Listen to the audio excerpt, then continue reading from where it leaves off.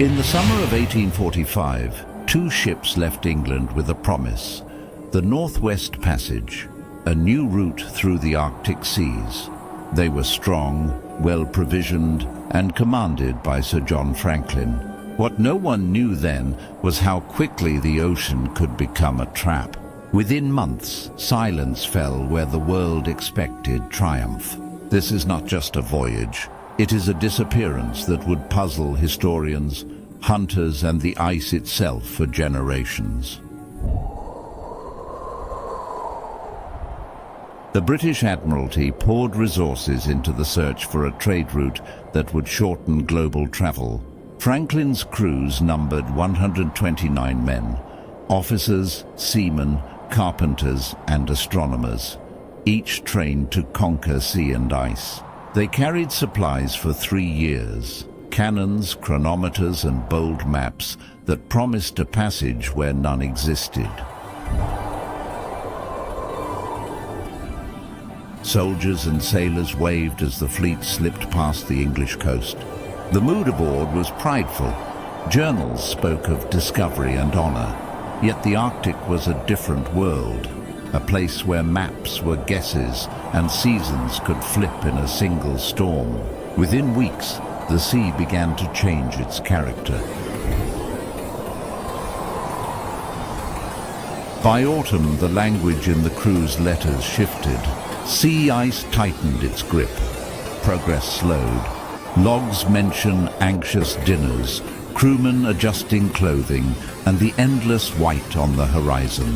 When winter set in, movement stopped. The ships icebound, men facing months of darkness and impossible cold. Being icebound meant monotony and strain. Sledges slowed to a crawl, supplies were rationed, sickness crept silently. The men were resourceful.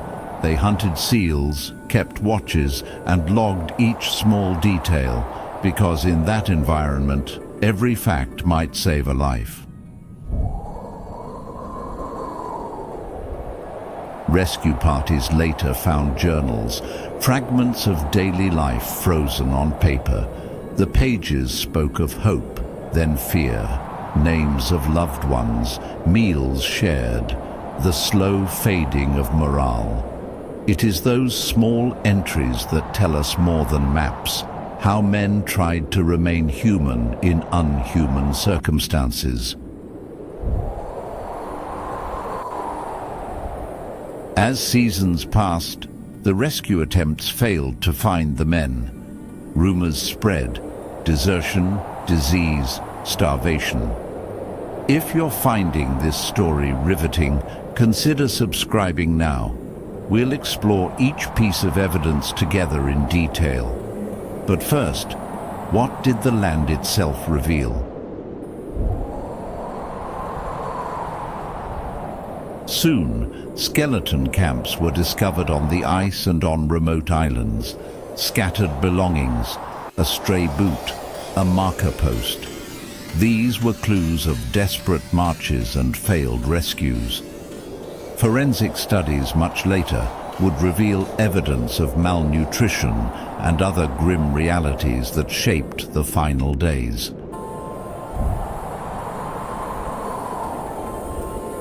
Later investigators found human remains and artifacts. Tobacco pipes, buttons, and even a pocket watch stopped at a time of quiet mystery. Each object tightened the knot of the story. These men had tried everything. They had mapped, tried marches, and left messages for posterity. Beyond dates and artifacts is the human cost. Men who once joked in mess halls walked slow and silent. The psychological toll is hard to measure, but journals hint at despair, memory loss, and hallucination in the extreme cold. This was survival at the edge, and many did not survive. Search parties continued for decades. Ships combed the pack ice. Inuit testimonies emerged. and speculation ran wild. Some blamed botulism from tinned food. Others looked to lead poisoning from poorly solid cans. But evidence was ambiguous, enough to spark theory, but never enough to end doubt. Crucial insights came from Inuit witnesses. Skills passed through generations revealed sightings and grave sites. Their perspectives, long ignored, later guided researchers. These accounts reframed the story from one of mere loss to a complex human encounter across cultures and climates. Modern analysis, from forensic anthropology to isotope testing, brought new answers. Scientists pieced together diet, movement, and even possible lead exposure. Technology allowed us to reopen the past and ask different questions about how these men lived and how they died. In recent decades, sonar and deep-sea searches found wreckage matching Erebus and Terror. These discoveries answered some questions and posed new ones about the ship's final days. If this documentary style interests you, hit subscribe and ring the bell. We'll cover the wreck dives and their shocking finds in the next episode. When Erebus and Terror were found on the Arctic seabed, their sealed holds became time capsules. Conservation teams raised artifacts, preserved profiles, and confirmed earlier suspicions about the voyages. The ships told a story of endurance and fate, but not a tidy explanation for every mystery. The Franklin expedition changed Arctic exploration forever. It taught navies to respect native knowledge and forced a rethinking of polar logistics. But above all, it left a legacy of human stories, loss, bravery, and the limits of ambition against nature's vastness. We must remember names: the young seamen, the officers, the cooks who kept watch. Each entry, each artifact, belongs to someone's story. In museums and archives, descendants find fragments of their past, a button, a hair comb, tokens that humanize the catastrophe across centuries. Modern investigators must balance curiosity with respect. These are graves and memory sites. Archaeologists now work with indigenous peoples and descendants to ensure research honors the dead and the cultures that remember them.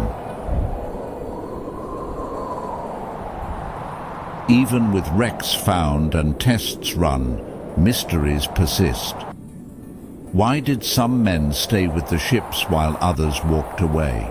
Which decisions were brave choices and which were fatal errors? The Arctic keeps its final verdict close, but the search for answers drives us onward.